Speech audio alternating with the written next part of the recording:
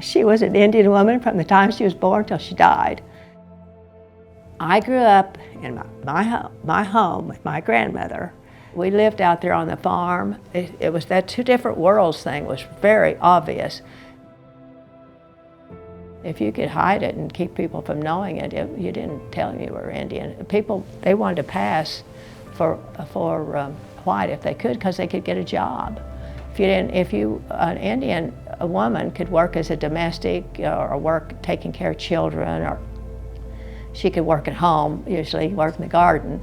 But a man had a really hard time getting a job outside of the, being a farmer, farming the land, or cattle, or something like that. I saw her, how she suffered and how she lived her life. She planted a huge garden. Indians went hungry a lot.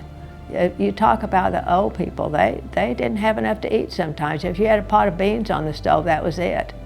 And to the very day he died, Uncle Nort had a pot of beans on the stove every day. He cooked put those beans on to cook, because you just didn't know when you were going to be hungry. A grandmother lived a hard life. I never saw her carry a purse. She always had a paper sack with her money in it, rolled up, stuck it in her apron. I never saw her without at least two dresses on, and two dresses and her apron, two aprons. I don't know. That's just how she was. I never saw her in anything that she didn't make herself. You can't go ahead and do it all the old ways. They knew that it was going to be that way. And so by the time I was born, my mother took my sister and me and our cousins and enrolled us in dance class, and we learned to tap dance. That was real back in the 40s.